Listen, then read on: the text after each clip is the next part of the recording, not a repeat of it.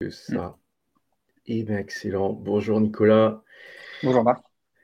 Eh bien, merci de t'être libéré pour qu'on échange, qu'on parle un petit peu de chaudronnerie aujourd'hui. Merci à toi, c'est cool. Ça fait plaisir d'aborder des termes un peu différents, tu vois, sur mes canaux de communication. En général, je parle beaucoup d'automatisme. Donc là, en découvrant ton activité, je me suis dit, bah, écoute, ça vaut le coup de montrer un peu à quoi ça ressemble d'autres métiers que le nôtre. Ouais, c'est Donc, cool. Bon, puis il y aura des liens, je pense. bien sûr, bien sûr. Eh bien, écoute, on va tout de suite rentrer dans le vif du sujet. Est-ce que tu peux te présenter pour ceux qui ne te connaissent pas encore? Ouais, bien sûr. Donc je m'appelle Nicolas Cousin. Donc je suis travailleur indépendant dans le domaine de la chaudronnerie. Ok. Donc j'ai deux volets d'activité. Je fais soit de l'assistance technique, soit de la formation. Je pourrais en parler un peu plus longuement après. Et mon fonds de commerce entre guillemets, c'est mon domaine d'expertise, on va dire, c'est tout ce qui est préparation de projets industriels dans le Ok. domaine de la chaudronnerie. Donc ce Mhm. qui va de chiffrer, faire un devis, répondre à un appel d'offres, à une réception finale avec toutes les étapes que ça inclut, quoi. Mhm. Donc ça c'est ce que je fais, on pourra en parler un peu plus tard si besoin. Ouais. Après au niveau de mon parcours, je suis tombé dans la chaudronnerie un peu sur le tard et par hasard en fait. Mhm. J'ai eu un parcours assez scolaire, on va dire assez classique, assez moyen, type filière économique, fac, etc. Mhm. Où je me suis un peu perdu, on va dire.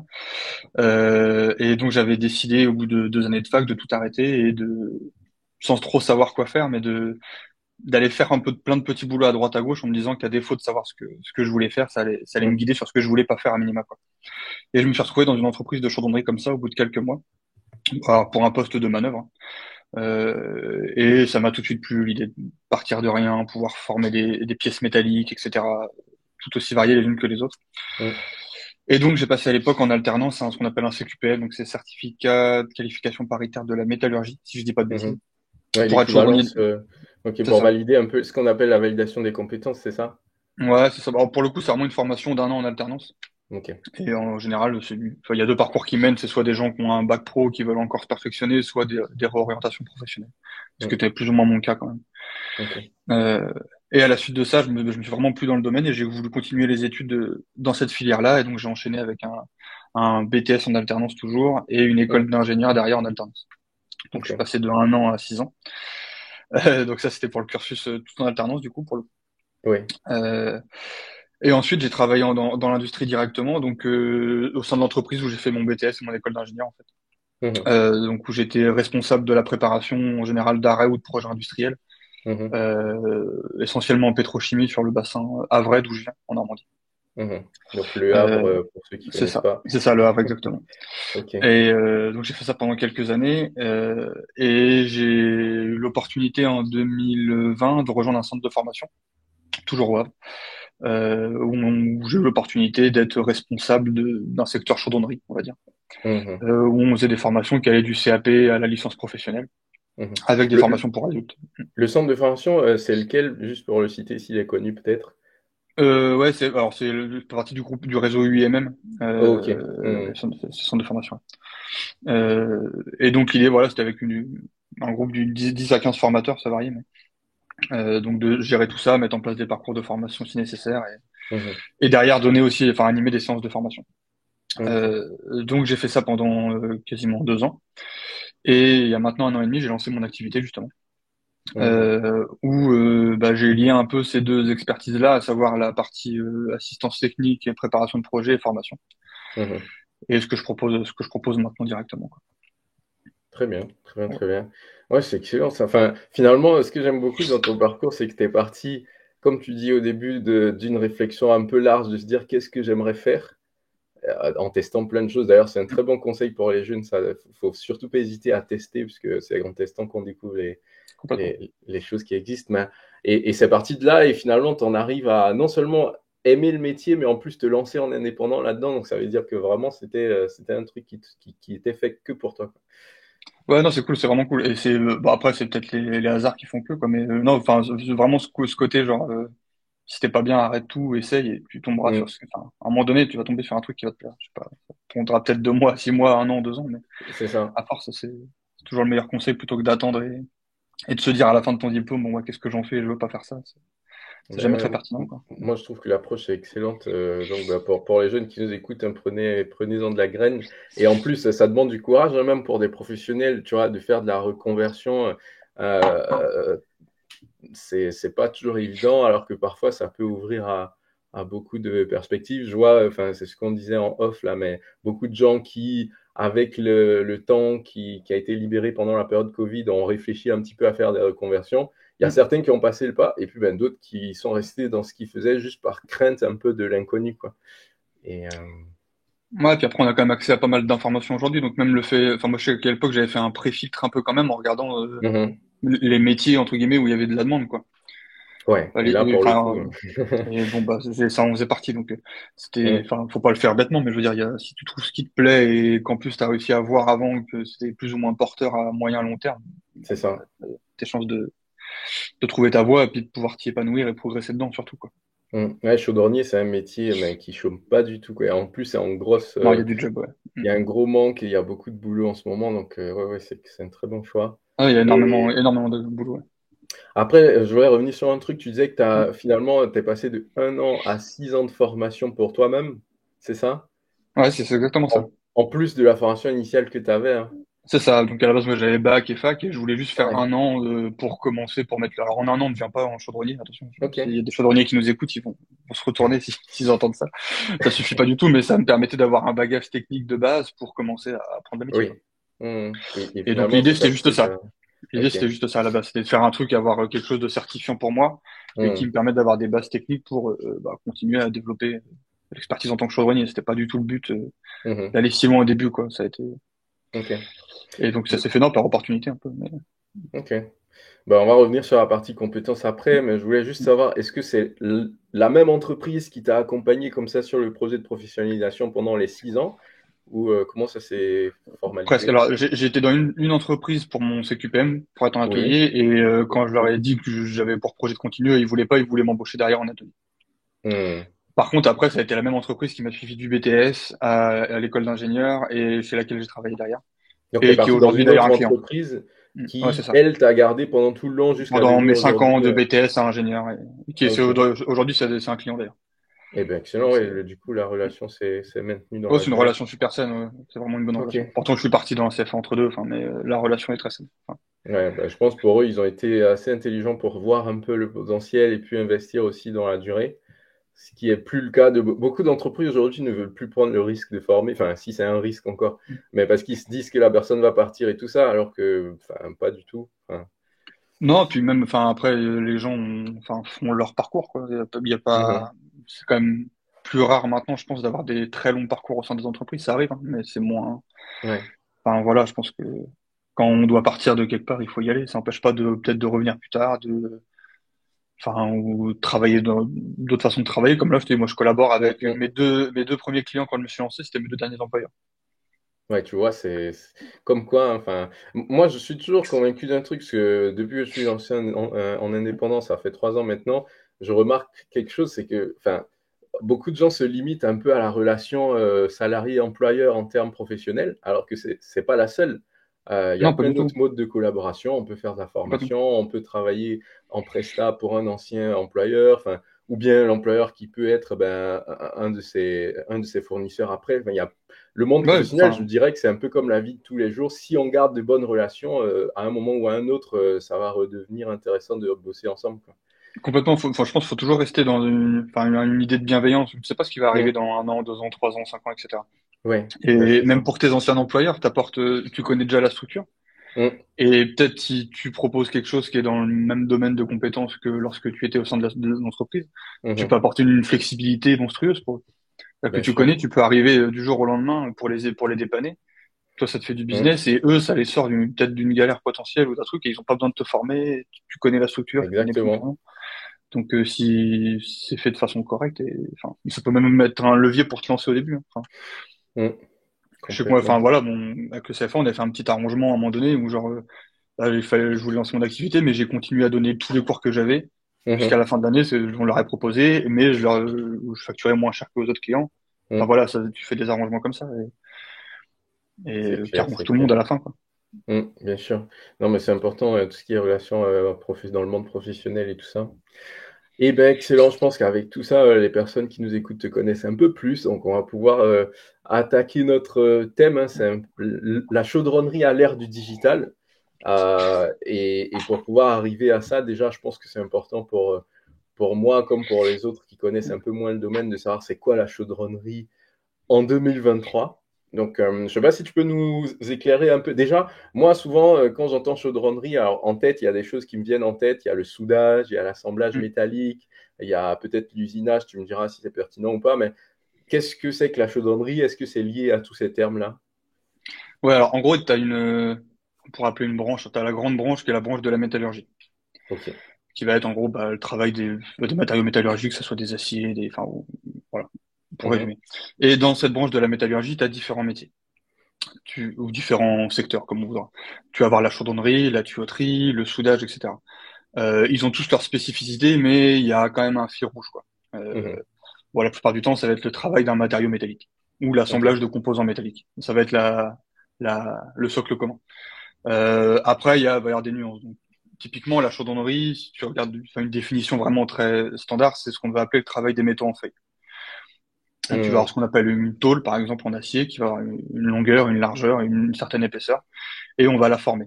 Donc, Mhm. cette tôle qui était à plat de façon rectangulaire, on va pouvoir en faire un cylindre, on va pouvoir en faire un cône, enfin, voilà, Mhm. on va pouvoir la former. Et on va pouvoir former différents éléments, et ces éléments-là, on va pouvoir les assembler par soudage, par exemple. Ok. Ok.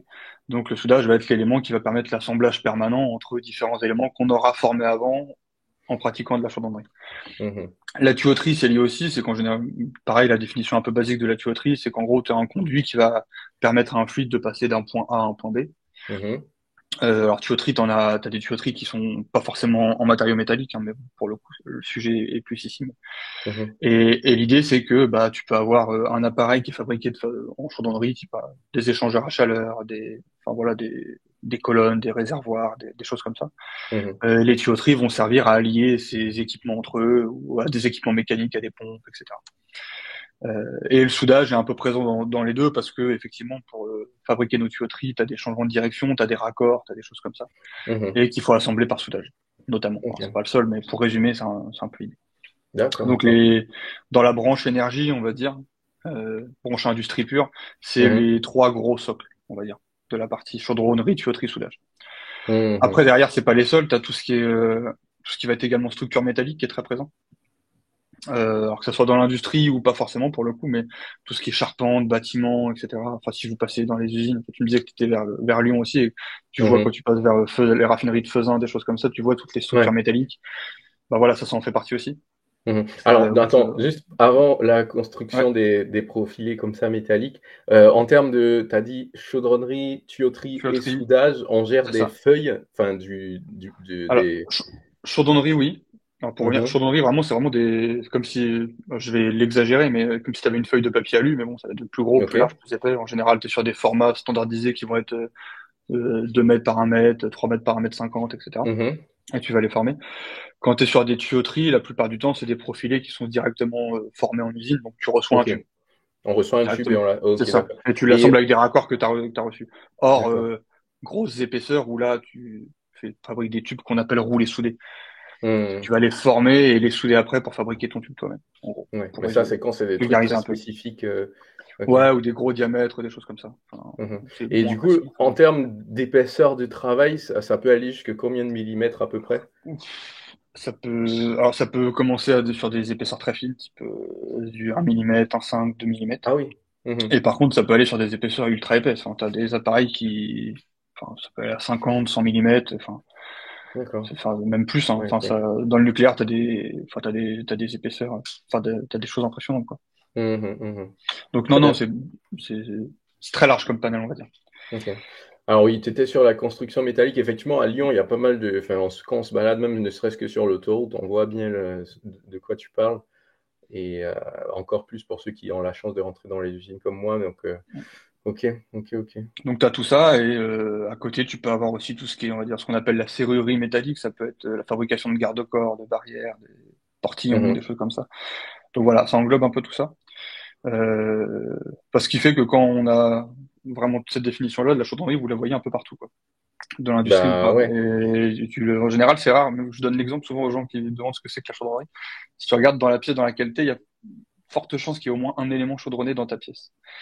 Et c'est assez marrant. Ça peut être une table fabriquée avec peut-être avec Ouais, des bah, profils là, je métalliques suis qui en peut être train ta de chaise. regarder, effectivement. Ouais, Il ouais. y a des fortes chances qu'il y en ait au moins un. Donc c'est Mhm. assez marrant. Et en fait, c'est j'ai prévu un post en plus là-dessus pour plus tard, mais t'as des Ok. choses qui viennent quand tu commences dans le métier. Où en fait, au début, t'en vois un peu partout, quoi. Et ça rend un peu fou. Mhm. Et ça c'est sympa. Et là, par Donc, exemple, je c'est bien, quoi. regarde, attends, les tuyauteries, par exemple, pour tout ce qui est chauffage, est-ce que ça Mm. fait partie de la chaudronnerie? Genre réseau de cuivre, etc., quand c'est chez toi? Oui, Non, oui. non, c'est plus de la plomberie. C'est Là, de la c'est plomberie plus. pour le Ok, coup. d'accord.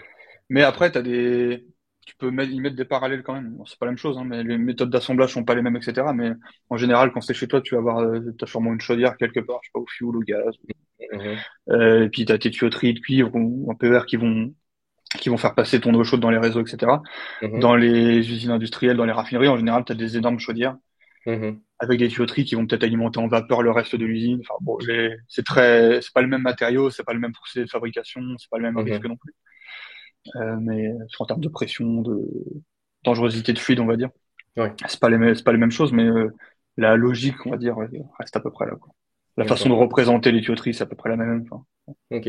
Et une autre chose à clarifier, toujours dans mon esprit, hein, si je vois un plombier et un chaudronnier, leur principale différence, ça sera quoi? Il y en a un qui travaille avec l'eau domestique et l'autre pas, c'est ça? c'en est une. Alors, si tu dis ça, un chaudronnier il va pas être content. Parce que alors, on va dire que c'est plus comparable dans les grandes lignes à un tuyauteur qui fabrique les tuyauteries. D'accord, En ok. gros, en général, tu as des chaudronniers, des tuyauteurs et des soudeurs. Mhm. Mhm. Le chaudronnier, en général, lui, en termes de fabrication, on va dire, c'est lui qui va avoir la palette la plus large. Ok. Parce qu'il va former, il y a plus de géométrie dans l'espace, qu'on appelle du traçage aussi. Mhm. Type traçage, si tu veux vulgariser, c'est un peu comme de l'origami en fait. Si tu Mhm. fabriques une pièce en 3D à partir d'une feuille, il faut que tu saches, comme de l'origami, partir d'un Ouais, que truc tu pas devines. forcément instinctif, que tu le vois en 3D. Mhm. Alors, tu as plein Ok. de méthodes, etc. Et donc, en général, on va dire qu'un chaudronnier a une palette plus large là-dessus qu'un tuyauteur. Et Mhm. que le Ouais, passage en général de chaudronnier à tuyauteur se fait facilement, de tuyauteur à chaudronnier, c'est moins simple. ouais, parce que le tuyauteur, il part toujours d'un profilé tubulaire, alors que le chaudronnier, Ça, il peut partir exactement. d'une feuille plate et former son truc. C'est exactement ça. Ok.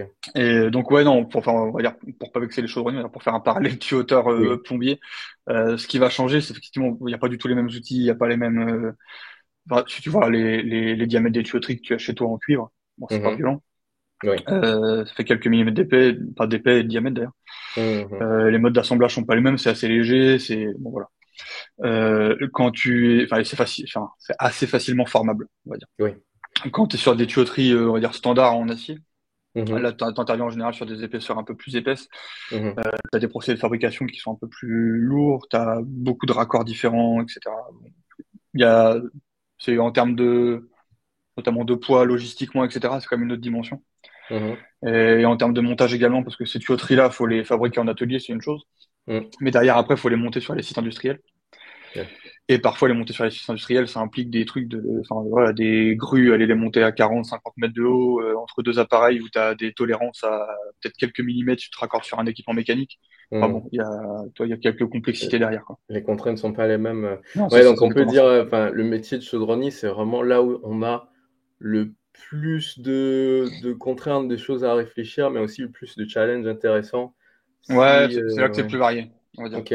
C'est là que Mhm. c'est le plus varié. Et enfin ouais, t'as des problèmes de chaudronnerie qui sont ultra Mhm. intéressants, quoi. Enfin, Ok, pour ceux qui ok. aiment ouais, tout ce qui est, pour ceux qui sont assez intéressés par tout ce qui est géométrie, vivant dans l'espace et tout, Mhm. y a de quoi s'éclater, quoi. Eh ben ouais, c'est sûr. En tout cas, ouais, merci pour la précision, parce que ça me permet au moins pour moi de Non, pas faire de la souci. différence entre ben, soudeur, chaudronnier, tuyauteur et tout ça. Ouais. Et est-ce que je me trompe si je dis que la chaudronnerie, c'est pas que dans l'industrie? Non, tu te trompes pas. Bah, c'est l'exemple Ok, de ce que je viens de te donner, effectivement. d'accord. Enfin, pour des raisons assez évidentes économiquement, l'industrie représente une grosse part du marché. Oui. Que ça À peu soit près pétrochimie. combien, enfin, pour une Euh, estimation? alors, je sais pas si on parle en termes d'heures Mm. d'activité ou d'euros, en termes de chiffre d'affaires, peut-être du marché Ah, chaudron. Je sais pas si c'est comme ça. comme Euh, tu veux. Alors, instinctivement, comme ça, je me trompe peut-être, mais je dirais qu'on doit avoir peut-être un 80-20 pour l'industrie et 80 pour l'industrie et 20 pour le reste. D'accord, Par ok. contre, Ouais, le quand reste, même. tu le retrouves de façon très présente partout, mais c'est sur des volumes financiers beaucoup moins importants. Parce Mhm. que la chaudronnerie, tu le retrouves en pétrochimie, en Mhm. nucléaire, naval, agro, automobile, dans la défense. Ah oui. Enfin, c'est vraiment présent partout, quoi. Mhm. Et sur les marchés assez porteurs. Enfin, en général, là où tu as de l'énergie, c'est rarement des petits business. Oui. Donc voilà. Par contre, ça n'empêche pas qu'à côté, ça soit présent dans plein d'autres domaines. C'est-à-dire que tu as beaucoup d'entreprises qui sont pas forcément dans le domaine industriel, mais qui ont besoin de Mhm. chaudronnerie. Alors, ça rejoint un peu l'industrie, mais moi, je travaille au Havre et tout début où j'étais chaudronnier, j'avais fait un peu d'intérim avant de continuer mon parcours là durant l'été. Mhm. Et je faisais de la réparation de conteneurs, par exemple, sur le port. Ok. C'est des chaudronniers qui font ça. Quand t'as des boîtes qui font de la réparation de camions, simplement, c'est Mhm. des chaudronniers qui font ça. T'as des la réparation de bennes, tu sais les grosses bennes que tu vois là, pour gestion Ouais, des déchets, des etc. Les bennes qualis pour métalliques, les. c'est ça. Mhm. C'est des chaudronniers qui vont les réparer. Ok. Euh, T'as plein Mhm. de boîtes qui ont des pièces spécifiques. Enfin, si tu regardes par exemple, mais des trucs auxquels on est confronté tous les jours. Mhm. Tu roules avec ta voiture sur la route, t'as des lignes blanches qui sont faites avec de la résine. L'appareil qui fait ces lignes blanches, il y a des pièces chaudronnées dessus qui peuvent être mises à jour régulièrement, réparées et entretenues. Mhm. Donc, t'as plein d'entreprises comme ça qui ont des besoins pour leur fonctionnement de chaudronnier. Ok. Et Ok. derrière, en dernier marché, entre guillemets, tu as tout ce qui va être aussi pour les particuliers. Ah oui, C'est-à-dire quand que tu as même. des escaliers métalliques, tu as des garde-corps métalliques, t'as des pergolas métalliques. Mhm. Mhm. T'as plein de choses comme ça, quoi. Donc ça englobe vraiment un panel très très large. Ouais, enfin, je me rendais pas compte, mais en fait, c'est partout où tu as de la feuille métallique que tu peux former, déformer, souder. Enfin, C'est ça. Ouais, c'est finalement, ça. un chaudronnier peut intervenir. Et Ok. puis t'as même de la chaudronnerie d'art derrière, quoi. Enfin, Oui, voilà, je pensais à ça. ouais, Typiquement, pour une maison, quelqu'un qui a envie d'avoir un escalier assez spécifique avec une forme, je sais pas moi, originale, ou bien qu'il a. ouais, c'est ça. Ouais, Mm. ok. Ouais, Et du donc, coup, c'est pour ça aussi qu'on voit, par exemple, tu parlais de l'UIMM là, pour la mm. métallurgie. Il y a des concours qui sont souvent organisés, et puis quand ils font leurs concours, en général, c'est souvent des cahiers des charges assez. Enfin, souvent, ça sort de l'ordinaire. On te dit, ben, dessine, je sais pas moi, une ampoule en chaudronnerie. Et Ouais, t'as les compagnons aussi qui font des trucs sympas. oui, voilà.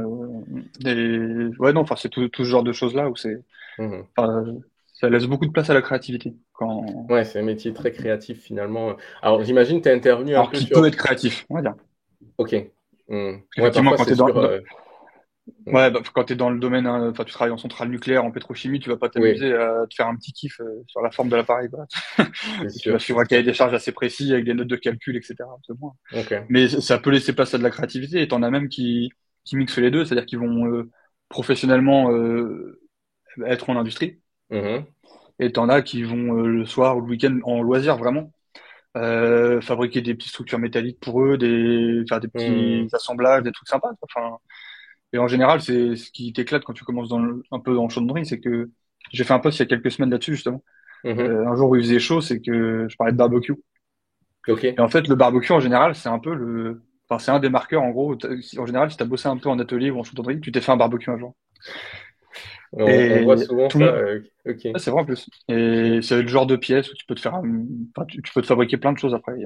Hmm. C'est aussi très apprécié pour ça parce que, enfin, voilà. Plutôt que d'acheter des meubles, des fois, les faire soi-même, c'est sympa. Non, mais c'est excellent. Finalement, ça, ouais, ça ouvre à pas mal de possibilités. Bon, essentiellement dans l'industrie, parce que c'est là où il y a le plus de besoins, mais finalement, c'est un art, quoi. Enfin, c'est. Ouais, ouais, puis il y en a plein. Enfin voilà, moi j'ai des collègues qui ont ouvert leur activité aussi et qui aujourd'hui fabriquent quoi, qui sont plus on va dire structure métallique quoi, Mhm. Mhm. métallerie, mais qui ont des affaires qui marchent super bien et qui sont pas spécialement dans l'industrie pour l'instant, mais C'est ça. enfin voilà, même en métallerie de luxe, hein, t'as des choses magnifiques. Hein. Ouais. Mhm. Enfin, j'ai un collègue qui bosse pour ouais, enfin la fondation Louis Vuitton, la Maison Dior, des choses comme ça, qui font leurs Mhm. escaliers, des choses comme ça, t'as des choses Ben super. ouais. J'étais en train de retrouver le post là par rapport au barbecue. Je vais le passer peut-être dans la description de l'épisode pour ceux qui veulent aller regarder. C'est D'ailleurs, parti. c'est super intéressant parce qu'on a fait connaissance, enfin, pour expliquer un peu aux autres, via LinkedIn, hein, parce que Nicolas est assez actif sur les réseaux pour parler de son métier, expliquer ce que c'est, valoriser un peu le savoir-faire. Et du coup, je trouve que c'est intéressant aussi voilà, d'avoir des personnes comme ça spécialisées sur un domaine artisanal, même partager un peu ce qu'ils savent faire en termes d'industrie. Donc, c'est top. Et Mais c'est- surtout les projets que tu as travaillés, enfin, j'imagine que tu en as eu beaucoup. Est-ce que c'est déjà arrivé que tu refuses de bosser sur un projet? Alors, récemment, ouais, mais alors, enfin, pour deux raisons, on va dire. Ça m'est arrivé, là, j'en ai refusé deux en un mois, là. Ouais. Parce qu'on m'a contacté, pareil, pour des missions d'assistance technique. Alors, une dans le sud, alors je suis de Normandie, hein. Mhm. Une dans le sud de la France pendant 5 mois, là, et une autre en Belgique, Mhm. qui devait commencer en mars, là, il y a quelques mois précédemment, Et jusqu'en novembre aussi. c'était pour quelle raison? C'est pas Que j'ai indiscret. refusé. Alors, les deux, essentiellement pour des raisons d'organisation. Ok. Et déjà, en termes de vie familiale, etc., je fais du déplacement, mais jamais sur de la très longue durée. Je me limite Mhm, mhm, à, si je me déplace, c'est une semaine, 15 jours par mois, pas plus. mhm. Et il faut que ça en vaille le coup. C'est ça. Après, les projets étaient potentiellement intéressants, mais je suis aussi en train d'orienter un peu mon business, on va dire, sur ce Ouais. que j'ai vraiment envie de faire, vraiment envie de développer. Et du coup, je veux continuer à faire de l'assistance technique, Mhm, toujours, parce que bah, ça alimente ma partie formation enfin, je trouve ça important de garder le pied dedans. mhm, Mais je compte surtout développer la partie formation dans les années à venir. mhm. Et du coup, c'est pas compatible avec le fait de partir faire des missions de 8 9 mois, quoi. C'est ça. Ok. Non, mais je pose Donc, souvent cette question-là parce que ça permet d'une part de se rendre compte des contraintes du métier. Tu as parlé de déplacement et tout ça. Il faut que ça c'est ça. coïncide aussi avec la vie perso. Et ça permet aussi de se rendre compte aussi des envies, enfin, de la projection qui est possible quand on fait ce métier-là. Donc pour toi, c'est de la formation. Même pour d'autres, ça pourrait être d'autres choses. Donc, Ouais, puis après, c'est un métier où, pour ceux qui veulent bouger, c'est faisable, quoi. ok. Mhm, En général, il faut avoir un peu d'expérience, mais tu peux vraiment. Alors, quand je dis bouger, c'est à l'échelle nationale et internationale. mhm, mhm. Enfin, si demain je dis j'arrête tout, je m'en vais et je veux partir travailler. Voilà, je parlais avec quelqu'un qui va bosser au Qatar, je crois. Wow. D'autres en Afrique du Sud, d'autres aux États-Unis, d'autres en Europe, en Italie, en Écosse. Enfin, t'as vraiment Mhm. du boulot pour quasiment partout. Ouais. Enfin, c'est. Ouais, il y a des métiers comme ça. C'est comme médecin ou bien, je sais pas moi, ouais, chaudronnier, ça chôme pas aussi. Donc, Ah, tu peux le faire partout. Enfin, en Suisse, il mhm. y en a pas mal qui vont en Suisse aussi. Enfin, c'est. Ouais. Ok. Non, il y a du job. Donc ouais, non, j'ai refusé, mais bon, après, on va dire que c'est des bons problèmes, quoi. C'est C'est pas, ça. on va dire ça comme ça. Ok, ok. Eh bien, excellent. Alors, tu parlais de formation, ça fait une parfaite transition parce que je voulais qu'on se focalise un peu là-dessus quelques minutes. Bon, tu as eu ton expérience de formation, Mm. voilà, par rapport au cursus, par rapport aux compétences que voilà, que tu voulais ou que tu voulais un peu moins. En général, quand on veut devenir chaudronnier, c'est quoi le parcours? Non, de base, c'était un parcours institutionnel, un peu enfin, comme dans pas mal de branches, entre guillemets, Mhm, qui va aller alors, je crois le premier diplôme, si je dis pas de bêtises, c'est le CAP. mhm, RICS, il s'appelle cette réalisation chaudronnerie, j'ai oublié le terme exact. mhm. Euh, Derrière ça, tu as un bac pro, éventuellement. Et derrière, tu peux faire BTS. Donc, pour être technicien, tu as des licences pro qui existent en France. Mhm. C'est là où je travaille, moi, essentiellement, sur ces diplômes-là. Ingénieur et potentiellement doctorat, mais bon, là, après, tu sors un peu du. Ouais, après, Enfin, c'est de bon, la c'est assez recherche. rare, quoi, mais. Ok. Ouais, après, Et t'as quelques personnes qui. Bon, voilà, mais c'est assez rare. ça existe du coup, ingénieur spécialisé chaudronnerie? Ouais, complètement. Bah, c'est l'école que Ok. j'avais faite C'est d'ailleurs. ce que tu as C'était. fait. Ouais, alors, pour la citer, du coup. Mhm. C'est Polytech MSI Mécanique Structure Industrielle. C'est une Polytech école qui est basée MSI. à MSI, ouais. Ok. Et Ils c'est sont une basés école qui est où? basée l'école est basée à Montpellier, mais tout quasiment, enfin une grosse partie de la formation a lieu sur Nîmes, parce que tu as un Ok. atelier de fabrication sur place, etc. Et Mhm. c'est une école qui est, enfin un parcours de formation en tout cas, qui est en partenariat avec le SNCT, donc c'est le syndicat national de la chaudronnerie et de la tuyauterie, qui est un gros Mhm. syndicat professionnel du milieu, quoi. Ok. Et donc voilà. Alors il y en a peut-être d'autres qui bénéficient de ça, mais enfin pour le coup pour l'avoir fait, c'est très qualitatif, quoi. Enfin, que ce soit en D'accord. termes de réseau derrière ou de contenu de formation, etc. Mhm. C'était top. Et Ah, donc, ouais, très tu as bien. tout ce parcours-là qui est faisable. Et chose importante peut-être par rapport à d'autres métiers, c'est que tu peux faire l'ensemble du parcours en alternance. Ah, très bien. De la première année, par Du exemple, d'école CAP, d'ingé jusque... Ok. du CAP jusqu'à ta dernière année d'ingénieur. Excellent. Et Mhm. genre, moi, tous les cours que je donne à des organismes, au sein d'organismes de formation, c'est pour des licences professionnelles qui sont en alternance. Mhm. Ok. Et c'est que en alternance. Et c'est ultra enrichissant. Enfin, pour moi, en tant que formateur, c'est enrichissant. Et Ouais. pour eux, en termes d'échange, etc. Parce que, comme je te disais, tu as beaucoup de branches. Et encore, on n'a pas parlé de tous, mais Mhm. quand tu arrives en licence pro, t'en as qui font plus de la préparation de projet, t'en as qui sont plus assistants chargés d'affaires, Mhm. t'en as qui vont faire de l'inspection industrielle. Enfin, Mhm. t'as plein de choses et ça se rejoint, ça échange et c'est ultra enrichissant. Et donc, ouais, dans Mhm. tout ce parcours-là est est faisable en alternance. Donc ça, c'est le parcours, on Ok, va dire, plutôt, enfin, le chemin, entre guillemets, standard. d'accord, Et je vois. après, derrière, tu as qu'on appelle, on va dire, formation initiale, quoi.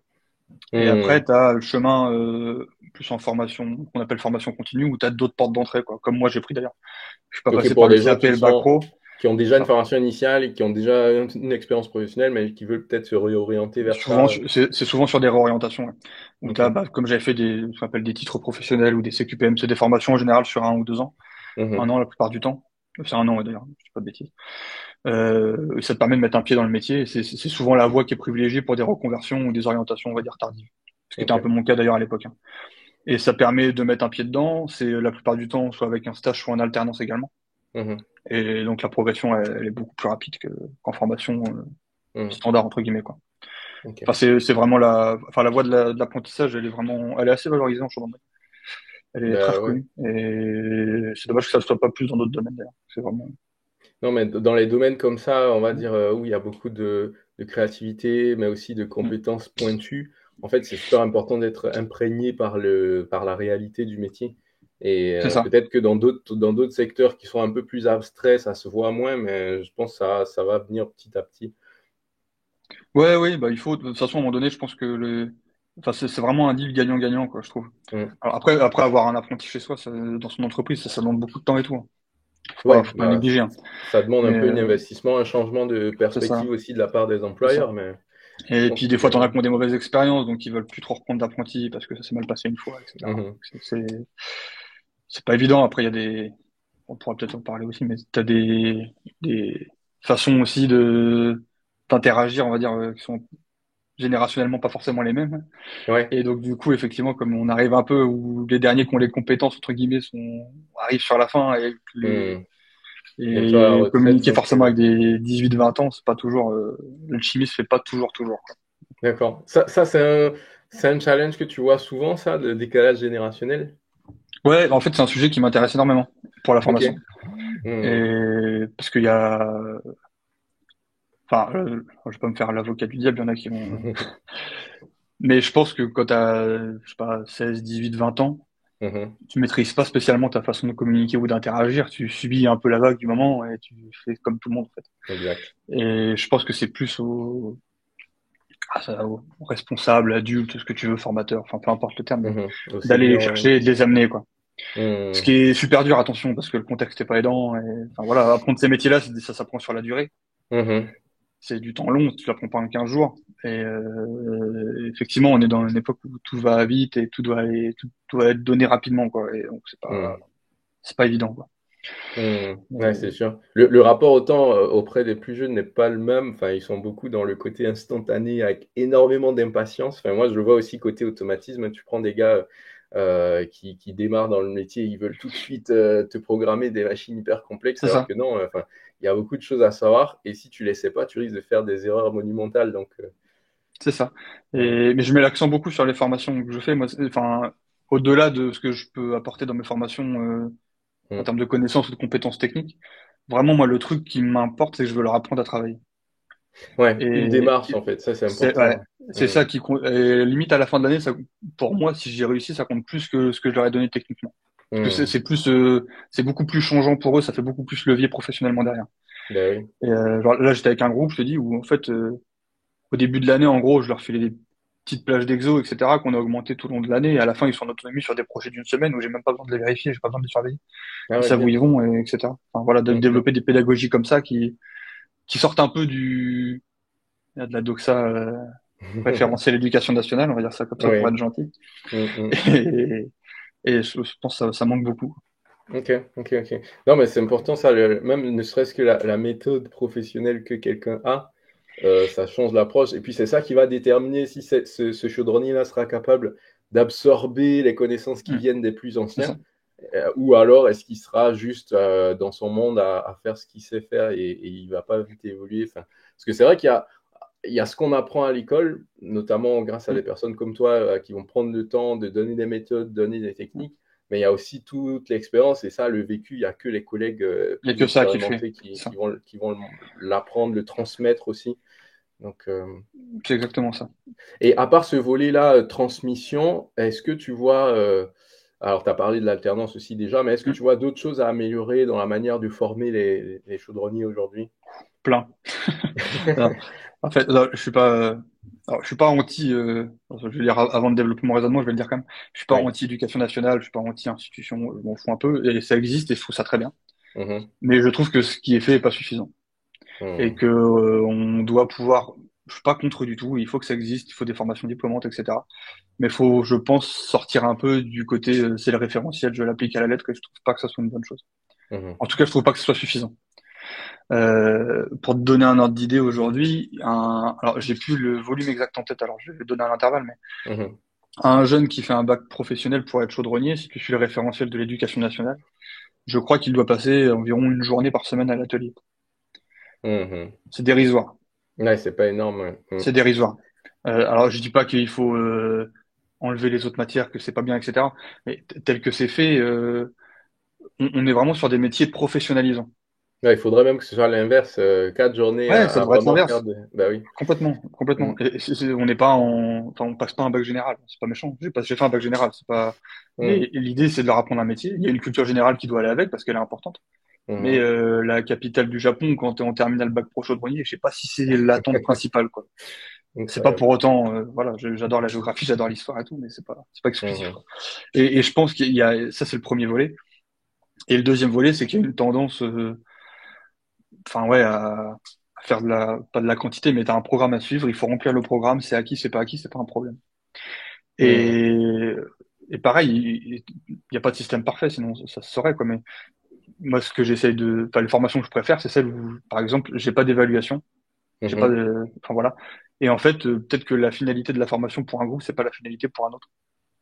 Ouais. Et ce qui m'intéresse, c'est pas le nombre d'informations que je vais donner, c'est le nombre d'informations qui a été retenu ou ce qui a Ouais. été retenu ou les concepts qui ont été retenus, quoi.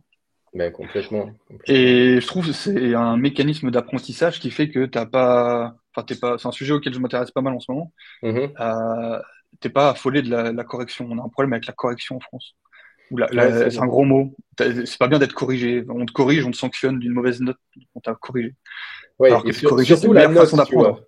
Surtout Ouais, la note, c'est assez traumatisant pour beaucoup. Ouais. et genre, tu as fait quelque chose, je te l'ai expliqué, tu l'as fait, tu l'as mal fait, j'ai été corrigé, je t'ai sanctionné après. Enfin, Mhm. c'est pas très, ça donne pas envie d'apprendre, quoi. Mhm. Et derrière, que si je te corrige juste en direct comme ça, je te dis, enfin, comme, je sais pas, dès que t'as une passion, t'aimes bien que ton format, je sais pas, je sais pas, tu joues au foot, t'aimes Mhm. bien que ton entraîneur te corrige dans ton déplacement, te dise non, remets-toi plus là, recule, t'étais pas bien placé. Et Mhm. c'est comme ça que tu progresses. Bah oui. Mais il te dit pas, t'es pas bien placé à l'entraînement, donc tu quittes l'entraînement. Et, et donc, bon, c'est ce côté-là, je trouve, il y a vraiment les deux volets, c'est réapprendre à travailler et réapprendre à apprendre, je pense. C'est Mhm. valable pour la chaudronnerie, mais pas que, quoi. Ouais. Ouais, Et réapprendre à travailler, réapprendre à apprendre et à transmettre, tu vois, en termes de pédagogie et tout ça. c'est ça. Et enfin, je pense que ça s'applique même en entreprise, hein, tu vois, pour quelqu'un Ouais. qui a des employés ou bien une équipe et qui veut la faire monter en compétences. On n'a pas besoin d'être, comment dire, docteur en pédagogie pour voir que, ben, comme tu dis, le stimulant, en fait, c'est juste de s'améliorer dans son métier, tu vois, son métier de footballeur, de musicien ou autre. Hum. C'est pas tellement de dire est-ce que tu as rempli tes objectifs de l'année. Enfin, Non, il y puis a... c'est valorisant pour les gens. Bah oui. Enfin, c'est valorisant. Et ouais, non, c'est ces deux volets-là. Et le dernier, c'est, je pense, qu'il faut apporter plus de cohérence, quoi. Et bah, t'as des fois où c'est tenté, mais bon, c'est compliqué, quoi. Et bah, on peut voir, je pense, la formation à un métier. Alors, la chaudronnerie, c'en est un, mais ça peut être un autre. Mhm. Autrement que comme des blocs de compétences à valider. Il a validé la compétence 1, la compétence 2, la compétence 3, la compétence 4. Mhm. C'est très saccadé comme façon comme approche, quoi. Mhm. On a vu tel sujet, maintenant c'est terminé, vous le reverrez plus, sauf à l'examen dans 2 ans, quoi. C'est pas très Ouais. réjouissant, quoi. Et je pense qu'on peut voir des choses dans un ensemble où on peut cumuler un peu les Mhm. blocs les compétences qui s'acquièrent au fil de l'eau et sans toujours se servir de la première Mhm. pour avancer à la fin avec un truc complet, quoi. Et pas comme le truc où, oh, je me rappelle plus, on l'a vu il y a un an, quoi. Ouais, c'est ça. Et bon, ça manque Bah, un peu, quoi. Mais non. donc ouais, genre, je pense que ouais, en gros pédagogiquement, il y a à revoir, quoi. Et je te dis, je suis pas contre le truc, mais en complément, je pense qu'il y a quelque chose à faire. Et est-ce que, parce que toi, tu es assez engagé quand même dans le monde de l'information, est-ce qu'il y Mm. a des choses qui sont proposées justement pour écouter des experts comme toi ou bien des gens qui ont plus d'expérience et puis essayer de proposer, je sais pas moi, un parcours qui est construit différemment que par bloc de compétences? Bah alors, moi, dans tous les cas, tu es toujours construit par bloc de compétences, Ouais. mais l'approche, elle est pas la même. C'est-à-dire que moi, dans les formations que je donne, il y a des blocs de compétences, qu'en gros, c'est des formations diplômantes. Mhm. Donc, qui dit formation diplômante, c'est que tu as un référentiel avec des cases à cocher, genre, ça doit être acquis à la fin de l'année. Mhm. Par contre, c'est un peu moins cadenassé, on va dire, qu'un diplôme type éducation nationale, en gros, pour Mhm. résumer. Et donc, là, quand je travaille, voilà, la plupart du temps, c'est pour des licences professionnelles. Mhm. La contrainte qu'on me donne, entre guillemets, c'est ils doivent avoir acquis telle compétence et répondre à tel référentiel à la fin de l'année. Ok. Le pourquoi, le comment, en gros, et moi je le fais que si j'ai ça d'ailleurs, c'est que c'est moi qui ai la main. Mhm. Je propose, Mhm. c'est pas, attention, c'est pas genre vous n'avez pas le droit d'entrer. C'est Oui. voilà, je vous dis comment on va le voir, je vous dis ce qu'on va voir, et moi c'est comme ça que je fonctionne. Mais si c'est poursuivre le parcours habituel, ça m'intéresse pas. Bah ouais, surtout que le Euh, parcours n'est pas parfait à la base, mais je pense que c'est bien aussi comme ça de donner l'autonomie aux spécialistes, parce que finalement, entre quelqu'un qui a vraiment fait le métier longtemps et puis un prof qui finalement peut être déconnecté de la réalité. Je ne dis pas que tous les profs sont déconnectés, mais malheureusement, si on est dans une école de formation, on fait que des cours, ben, on est un peu hors du terrain. Donc, je pense qu'entre ces deux profils-là, à qui je devrais donner l'autonomie, à mon avis, c'est plutôt au spécialiste qui est tous les jours en train de faire de la chaudronnerie. Donc, c'est ça. C'est une des mm, raisons mm. pour laquelle ce que je te disais tout à l'heure, enfin, quand je disais que j'ai refusé 2 missions d'assistance technique, mais que je maintiens quand même l'idée de toujours en faire tous les ans. C'est ça. Mm. C'est parce que je veux pas être le formateur déconnecté dans 20 ans, ça m'intéresse pas. Ben ouais. Et ça Mm, sert de mm, veille technologique, ça alimente mes formations. mm, En termes de business, j'ai des clients qui étaient que des clients d'assistance technique au début, qui maintenant passent par moi pour de la formation. mhm. Donc c'est aussi, enfin voilà, c'est un cercle vertueux quoi. C'est ça. Et donc non, non, je pense que c'est important même pour ceux qui font de la formation dans la chaudronnerie ou dans d'autres domaines, mais dans des domaines professionnalisants, Mm. de de pas quitter le cœur d'activité trop longtemps. Ben ouais. Quitte à orienter ce qu'on fait, hein. T'es pas obligé de faire la même Ben ouais. chose que voilà parce que ça, enfin voilà, de garder, faut garder un pied dedans. Je pense que c'est important. Ça s'applique aussi, alors pas que pour les formateurs, mais aussi pour tu vois, quelqu'un qui devient chargé d'affaires, Mm. que ce soit dans l'automatisme, dans la chaudronnerie ou dans d'autres domaines. Souvent, il va être orienté projet, il va faire que gérer des commandes et Ça, tout ça. On peut très vite même ne même plus faire le métier de base. c'est Et je ça. pense que c'est important en entreprise de garder même du temps exprès pour ça. Je sais pas, moi, ça peut être une journée par semaine ou plus en fonction des souhaits, des envies, mais de garder une attache. Moi, je le vois, enfin, dans le métier automaticien, ça évolue tellement vite et on peut être dépassé si on n'est pas en permanence collé au techno, en train de tester des nouveautés, tout ça, se mettre sur un nouvel automate. Et puis, bon, c'est quelque chose qui doit s'alimenter. Donc, moi, je considère même que ça doit faire partie des obligations, même si un chargé d'affaires ou un chef de projet démarre. En tout cas, s'il veut rester Mm. compétent dans sa branche d'activité, pour moi, il doit avoir du temps sur le terrain. Ah, c'est marrant parce que ça rejoint mon poste de ce matin. C'est vrai. Rigolo. Ouais. Eh bien, En fait, vous irez voir, je vais le noter pour qu'on puisse le partager aussi. non, en fait, Mm. j'avais répondu à quelqu'un qui me demandait en commentaire, est-ce qu'on peut préparer, en gros, être technicien ou responsable si on ne sait pas réaliser la pièce soi-même? C'est ça l'idée, Mm. la Mm. question. Et donc, que je développe dans le poste de ce matin, qui est assez long pour le coup. Du coup. Et effectivement, l'idée, en fait, je pense que historiquement, un Mm. mec qui passait chef de chantier, chef de projet, chargé d'affaires, Mm. moi, ceux que j'ai connus quand je suis arrivé dans le métier, la Mm. plupart, c'était des gars qui étaient chaudronniers, tueurs avant, qui sont montés chef d'équipe, qui ont fait C'est ça ça. pendant 10, 15 ans, j'en sais rien, et qui, arrivés à 45, 50 ans, sont responsables du projet. Ils connaissent la technique sur le bout des doigts, Mm. et ils sont ultra forts techniquement, et ils ont appris les autres métiers au fil de l'eau, quoi, entre guillemets. Mm. Mm. Ils ont élargi leur domaine de compétences. Aujourd'hui, tu as un niveau de qualité qui est monté, qui est plus le même, en termes de réglementation, je parle notamment, Ouais. et qui demande un staff assez important. C'est-à-dire qu'aujourd'hui, tu peux avoir, soit, je pense du nucléaire, mais tu peux avoir autant de mecs dans les bureaux qu'à l'atelier, quoi. Mm. Ben oui. Et ce qui fait qu'en gros, tu te Beaucoup retrouves se avec retrouvent. des jeunes Ouais. qui sont bac plus 2, bac plus 3, qui sont directement, à qui on demande directement de préparer des interventions industrielles. Ah, ils sont parachutés, même parce qu'il y a un besoin administratif énorme. C'est ça. Mm. Et donc la question qu'on m'avait posée, c'est est-ce que c'est OK ou pas, quoi. En gros, c'est ça l'idée, est-ce que c'est faisable ou pas? Et Et, alors? euh, alors j'ai fait une réponse de Normand, donc j'ai dit peut-être ben que oui et peut-être ben que non. Donc c'est Ok. faisable, oui.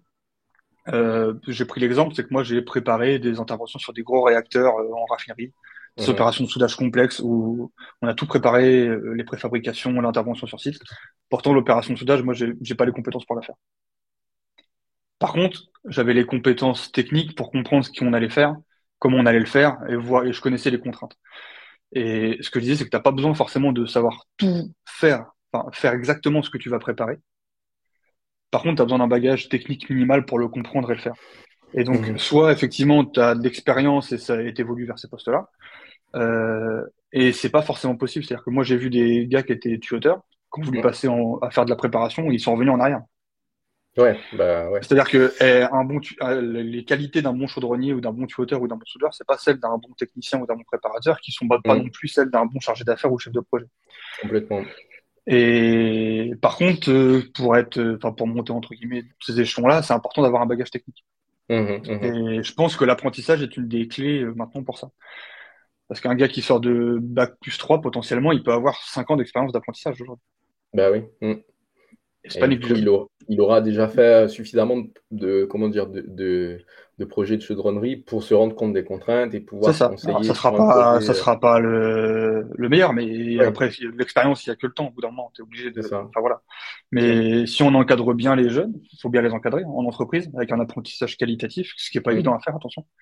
Je pense qu'effectivement, maintenant, il y a pas, c'est pas nécessaire d'avoir 30 ans d'expérience pour préparer une intervention. C'est ça. Ok. Bah écoute, je pense que la réponse est assez complète. Et ça va permettre d'éclairer, ouais, ceux qui, tout de suite, en sortant de diplôme, veulent aller sur les postes les plus valorisants parce que c'est là où on paye mieux, là où il y a le plus de gratification et tout ça. Mais en fait, ça doit Après, correspondre aussi à... ça se fait, hein, mais il faut de l'encadrement vraiment. Ouais. Faut y aller avec humilité. Mhm, mhm, C'est-à-dire que, clairement, en gros, là, si demain tu te dis je vais être chargé d'affaires en chaudronnerie, clairement, t'as que deux options. C'est soit tu es rentré dans le milieu en tant que, je sais pas, chaudronnier ou même technicien, peu importe, et mhm, tu as passé les échelons au bout de 5, 10, 15 ans à chaque fois, et mhm. tu peux passer chargé d'affaires, conducteur de travaux au bout de peut-être 15, 20 ans, quoi. Un peu moins pour d'autres, peu importe. Mhm. Ok. La deuxième, qui est assez répandue maintenant, surtout dans les grands groupes, c'est ingénieur sorti d'études et responsable. Ouais, ok. Parce que, alors, ça a ses avantages et ses inconvénients. L'avantage en général, c'est qu'il y a plutôt, en termes de gestion financière, c'est pas mal. En termes de vision d'ensemble aussi. Mhm. Par contre, en général, techniquement, ils sont forcément beaucoup plus légers que quelqu'un qui a 15-20 ans, quoi. C'est ça. Mais si tu arrives dans cette situation-là avec humilité et que tu arrives, tu dis bonjour, moi je suis chef de projet, bah techniquement j'ai tout à apprendre de vous et que tu vas en mode partenariat et que tu Mhm. t'arrives pas en disant c'est moi qui sais, et voilà, Ben oui. Mhm. tout s'apprend, tout s'apprend. Ouais, comme tu as dit au début, tout est dans l'approche, quoi. Ouais, je pense vraiment Mhm. il y a pas grand-chose de pas faisable, mais si tu vas avec le bon état d'esprit, l'envie d'apprendre et l'envie d'être bon et l'envie de progresser avec les gens et Mhm. d'être partenaire des gens et pas de les voir comme une hiérarchie ou des concurrents, ce que tu veux. C'est ça. Il y a toujours possibilité de. Bon, puis après, tu as le dernier stade du chargé d'affaires, c'est effectivement quand tu es à ton compte, tu es ton chargé d'affaires. Donc, Exactement. Ben ouais. c'est la dernière Ok, option. ok. La dernière option. Non, mais c'est clair, c'est clair. Et d'après toi, est-ce que si par exemple je dirige une usine, j'ai Hmm. intérêt à avoir un chaudronnier parmi mes salariés ou c'est pas nécessaire? Alors, je vais faire une re-réponse de Normand. Non, en fait, ça se calcule, c'est que, enfin, c'est comme tout, hein. En gros, Ouais. ça dépend le budget que tu mets par an. Ton budget pour faire appel à une entreprise de chaudronnerie, c'est assimilé à un temps plein que tu aurais chez toi, ça peut valoir le coup d'y réfléchir. D'accord. Si c'est pas le cas, alors après, t'es un peu en Et mode, dans certaines boîtes, t'as des sortes de factotums, touche à tout, hmm, qui sont pas spécialisés, mais qui font des réparations. Après, dès que ok. tu arrives à avoir un gros besoin de chaudronnerie, ce qui est le cas pour, dont on a parlé, les grosses usines pétrochimiques, etc., Mhm, raffineries. mhm, En général, t'as pas ça. Alors, des fois, t'as des petites équipes de chaudronniers en interne, mais c'est de plus en plus rare. mhm, La plupart du temps, c'est externalisé, soit via des contrats de maintenance. Donc, en gros, tu as des équipes d'une entreprise extérieure qui vont être sur place, de c'est ça. 1, de 10, 20, 30 salariés. Soit après, c'est on va dire sur des arrêts d'unités ou des gros projets. Ça va être Mhm, sur appel d'offres, consultation, etc. ok. Et après, à plus petite échelle, si c'est des coups spot, tu fais appel à une boîte de chaudronnerie. C'est Ouais, plus c'est ça. rentable, quoi. Ok, ok. Non, mais c'est intéressant. Je pense que ça s'applique aussi même pour, enfin, si je fais le parallèle avec mon métier, dans le métier automaticien, ouais, est-ce qu'il faut un automaticien en interne ou pas? Ben, ça dépend combien tu fais de C'est mise à ça. jour ou d'amélioration sur tes lignes en permanence. si tu es en permanence en train de faire des nouveaux produits comme dans l'agroalimentaire, oui, ça peut avoir le coup parce que tu es tout le temps en train de personnaliser tes lignes. Enfin, pareil dans l'automobile. Par contre, si tu es sur des process hyper fiabilisés, style métal ou bien acier, ben là, en général, ben, tu sors tes kilomètres de métal et en général, tu changes pas ton procédé tous les 4 matins, quoi. Donc, Non, c'est ça. et tu peux avoir des équipes externes mais qui sont assignées en permanence sur ton site. Donc, il y a un peu tous ces modes-là aussi, je pense, dans le domaine de l'automatisme. Donc, ça se rapproche pas mal. Ok, Oui, je ok. pense. Et du coup, par rapport à la question du début, je me demandais, est-ce que dans la chaudronnerie, qui est quand même un métier métallurgique, on a aujourd'hui, en 2023, une percée ou bien une place plus grande à tout ce qui est digital, enfin, outils un peu informatisés et tout ça. Déjà, est-ce que c'est présent? Est-ce que tu sens ça venir ou pas du tout? Alors, ouais, ça existe déjà depuis quelques années, hein. Enfin, Ouais, il y a pas, enfin, alors, c'est comme tout à c'est pas différentes échelles, nouveau. mais c'est pas nouveau, on va dire ça comme ça. D'accord, ok. T'as pas mal de choses qui existent, type, notamment via tout ce qui est logiciel de CAO, DAO déjà, Mhm, déjà. donc conception assistée par ordinateur et dessin assisté par ordinateur, pardon. Mm, Ou avec ça, tu peux faire ce qu'on appelle la FAO, fabrication assistée par ordinateur. C'est-à-dire qu'aujourd'hui, tu as plein de boîtes comme ça, c'est très répandu, hein, c'est pas du tout mhm, nouveau, mais tu peux concevoir une pièce et je sais pas, une pièce que tu peux découper par exemple dans une tôle en acier, la mhm, dessiner, l'envoyer, la convertir par un logiciel de fabrication assisté par ordinateur qui l'envoie mhm. directement dans ta machine de découpe et qui fait ta découpe. D'accord. Donc, tu as des process automatisés comme ça qui sont déjà existants depuis quelques années, hein. Et juste, alors ça C'est- c'est ma curiosité d'automaticien, mais le ouais. format d'export entre le logiciel CAO et puis la fabrication, Euh, c'est quoi? je crois que c'est du DXF, je crois, si je dis pas de bêtises. DXF, ok, ok. Ouais, Mhm. la plupart du temps. Ouais. Ouais, c'est pas Et mal ça. ça marche très bien. Enfin, c'est très répandu, hein, sur Mhm, des machines type découpe plasma, découpe laser, etc. Donc, tu peux faire des choses assez sympas. mhm. Donc Donc ça existe déjà. Enfin, non, vas-y, excuse-moi.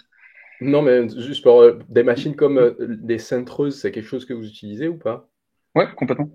Et du coup, on peut aussi envoyer ouais, sur des Alors machines. ça, c'est moins répandu, mais ça existe. J'avais vu ça dans un salon pro il y a quelques années.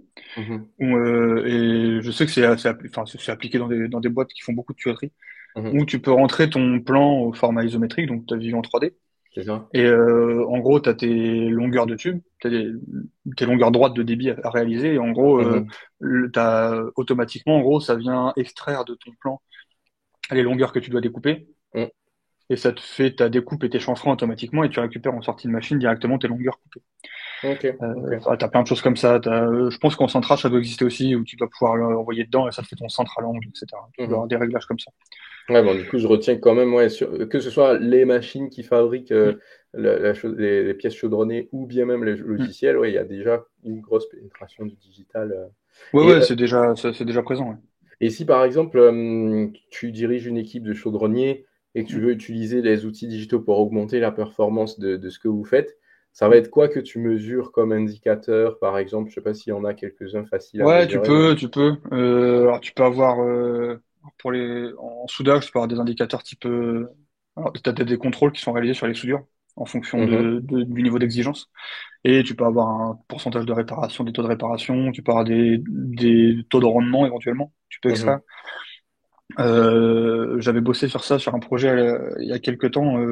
En gros, c'était analyser un portefeuille de travaux sur 2 ans mhm, et automatiser tout ça pour avoir une typologie précise des travaux qui étaient réalisés et en extraire des données derrière pour pouvoir ah ouais, travailler un bien. peu en mode Pareto et Mhm, regarder en gros les 20% des typologies de travaux sur lesquels on bossait, il fallait qui représentaient 80% du chiffre d'affaires mhm. et derrière développer, automatiser les process pour chiffrer ces choses-là.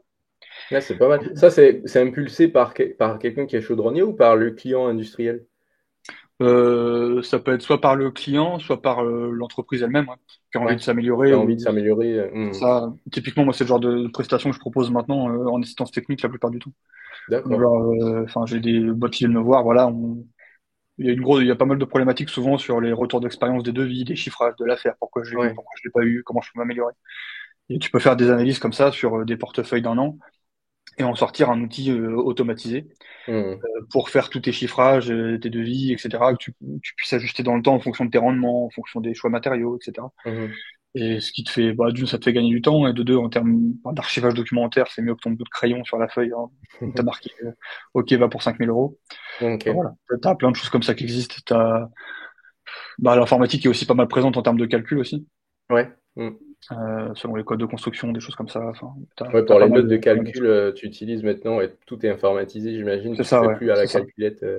Non, non, c'est ça. Et alors, moi, j'imagine, vu que c'est un métier quand même assez enfin, créatif, est-ce qu'il n'y a pas Mm. on va dire, des anciens du domaine qui sont un peu frustrés que ça, tu vois, le fait de digitaliser, d'automatiser, ça casse un peu le côté noble du métier?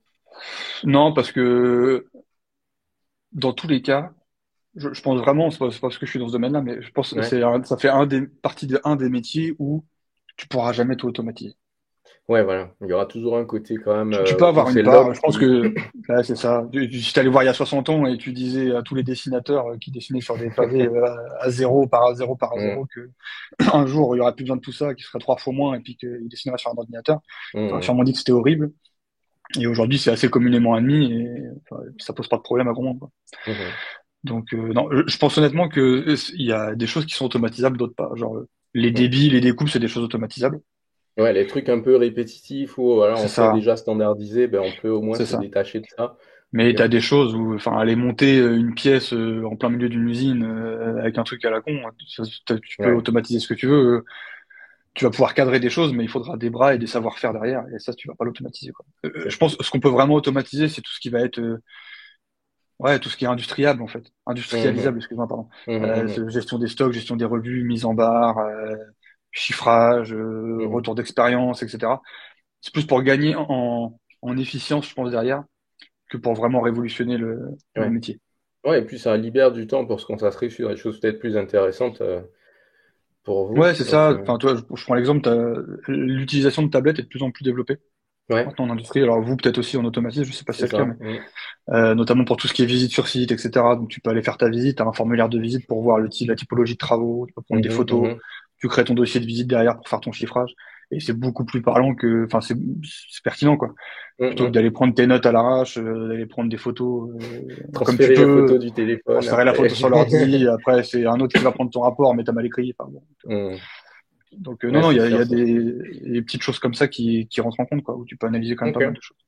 Non, mais je pense que c'est intéressant de voir aussi comment le métier finalement s'est adapté et bénéficie de toute cette avancée-là. Après, en termes de donc là, tu as parlé spécifiquement de la chaudronnerie, mais est-ce que tu vois aussi des interactions avec d'autres métiers qui, eux, sont vraiment spécialisés dans tout ce qui est digital? Je pense aux informaticiens, des gens qui font de la robotique, ou même nous, les automaticiens. Est-ce que ça, il y a des moments où tu travailles avec des gens comme ça ou pas forcément? Si, si, bah, en fait, c'est assez lié. En fait, dès que tu mets un pied dans le digital, tu côtoies un peu tout le monde, je pense. Mhm. Parce que tu as Ok. des interactions qui se font. Euh, alors, même pour le coup, tu as même des interactions qui se font dans le domaine pas digital, quoi. Je Oui. prends l'exemple de l'automatisme. Mm. Tu as souvent des équipements, type des vannes automatisées, des choses comme ça, sur les tuyauteries industrielles, donc les automaticiens vont travailler avec les tuyauteurs, quoi. Enfin, bon, Mm, forcément, tu as oui. des choses comme ça. Après, Ok. l'informatique, c'est extrêmement développé parce que tu vas avoir, bah, déjà dans tout ce qui est cycle, ce que je disais tout à l'heure, CAO, DAO, FAO, Mhm. t'as forcément de l'informatique qui intervient à un moment donné. Enfin voilà, D'accord. t'as des choses à mettre en place, etc. T'as tout ce que je peux utiliser, les tablettes, etc. Donc t'as du paramétrage à faire. Mhm. T'as de plus en plus aussi même si c'est à petite échelle, mais c'est sur du Excel entre guillemets. Mais Mhm, mhm. t'as de plus en plus de choses pour automatiser. On y tend de plus en plus parce que, enfin voilà, tout le monde essaye de gagner où on peut, quoi. Ouais, avec des Après t'as petits d'autres, scripts sur ouais, c'est du ça. VBA, En Excel et tout ça, VBA, des ouais, choses c'est pas comme ça, mal. c'est ça. Tu peux faire des trucs Ok. sympas. Mhm. Et après, en robotique aussi, t'as quand même pas mal. Le soudage robotisé, c'est quelque chose qui existe déjà et qui est assez développé, hein. Mhm. Ouais, on voit les bras Notamment robotisés avec une ça, torche au en bout. automobile, par exemple, c'est ça. En Mhm. automobile, ou pas que d'ailleurs, hein, mais c'est un exemple. Et Et ça, ça, c'est avant, déjà présent. c'était fait par les chaudronniers, ce genre de choses avant. Ouais, c'est Ok. ça, Mhm. c'est ça. Et en gros, là, avant, t'avais une personne qui soudait. Maintenant, en général, c'est la personne qui est responsable de surveiller le Oui. robot. Alors, j'exagère un peu, mais Mhm. c'est un peu ça l'idée, quoi. Ok. Ok, Donc ok. non, il y a des interactions avec les métiers digitaux. Enfin, Mhm. et il y a de plus en plus d'entreprises qui sont demandeuses. Enfin, moi, j'ai une entreprise là que je dois voir cette semaine pour ce sujet-là justement, quoi. Parce que je Mhm. travaille pas mal enfin, c'est un de mes Ouais, brandas de combat de l'année, on va dire. mhm. Et, et ouais, où ils ont besoin d'un coup de main parce qu'en plus la mise en place de ces choses-là. Des fois, t'as les compétences en interne. Mm. mais ça te défocus complètement de ton activité de base et les gens n'ont pas forcément le temps à consacrer quand tu as une boîte de chaudronnerie pour mettre Ouais, en place tous ces outils-là, quoi. c'est pas dans la routine quotidienne, mais ils savent très Bah bien que non, ça peut les aider aussi. c'est ça, mais ils n'ont pas Mm. le temps de s'y mettre. Et Ouais, ni le temps et parfois pas la compétence, ou ça prendra trop de temps d'acquérir, quoi. c'est ça. Mm. Et non, t'as plein d'entreprises qui sont demandeuses pour automatiser ça parce ils voient bien Mhm. que c'est pas ultra qualitatif des fois et que ça peut apporter une certaine rigueur Mm, mm. et en termes d'esprit d'analyse, pas mal de choses, quoi. Non, mais c'est intéressant de voir aussi que même toi, dans ta proposition, parce que en général, les indépendants, on aime bien aussi sur des sujets un peu novateurs, et c'est Mm. intéressant de voir que toi, ça fait partie des choses sur lesquelles tu es beaucoup sollicité, d'optimiser un peu la manière de travailler en tant que chaudronnier, quoi. Ouais, non, mais ça m'intéresse beaucoup parce que je pense que c'est là-dessus que moi, enfin, déjà, je peux potentiellement me démarquer aussi. Mhm. Et puis, je m'y intéresse un peu et je trouve que là, enfin, alors, il y a un petit côté un peu anti-intelligence artificielle en chantonnerie Oui. parce que mais ça changera rien pour moi au fond du truc. Mm. Mais je pense que ça donne en termes de création comme ça pour l'automatisation, ça donne des outils impressionnants, quoi. Mhm, mhm. Et enfin, moi, j'ai mis en place des trucs que j'aurais jamais mis il y a 6 mois. Ben ouais, j'ai vu rapidement là sur ce que tu partages aussi, tu vois, des manières d'automatiser les notes de calcul, enfin, avec des tableurs et tout ça, Ouais, c'est ça, c'est pas forcément compliqué, toi. bah Mais oui, ça répond à un besoin où les gens ont pas le temps de le mettre en place. c'est ça. Et je pense qu'il faut vraiment y venir. Enfin, on va y venir de toute façon, je pense. Ben Et, oui. donc, autant aussi intéresser maintenant, quoi. Ok, ok. Donc, ben, on va dire le digital est bien présent dans ce domaine-là, hein. Enfin, Mm. c'est pas un domaine qui est en dehors de toute la révolution, on va dire, digitale. Et alors, là, on se rapproche tranquillement de la fin, mais j'aimerais qu'on passe un peu de temps pour voir un peu ton activité d'indépendant. Parce que si j'ai bien compris, tu t'es lancé en quoi, 2021, c'est Ça va ça? faire bientôt un an. Non, non, plus de 2022, ça va faire un an et demi bientôt, là. Ok. Et alors, enfin, c'était quoi les raisons? Pourquoi tu t'es mis en indépendant déjà? Ouais, il y en avait plusieurs. Enfin, il y en a plusieurs. Avec le recul, il y en a plus que ce que je pensais à l'époque, même, je crois. Ok. Mais la première, c'est, enfin, l'opportunité a fait que en bossant dans un CFA, j'ai pu voir effectivement les formations qu'on me proposait.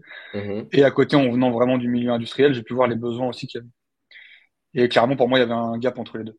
mhm, Et j'avais pour moi la possibilité de me placer dans ce cercle-là, c'est-à-dire que d'apporter une approche plus qui répond vraiment aux besoins des industriels sur mon mhm, domaine de compétences et de répondre vraiment, de sortir du côté référentiel et de dire voilà, moi je vous propose de vous former à tel métier sur tels axes très précis. Enfin voilà.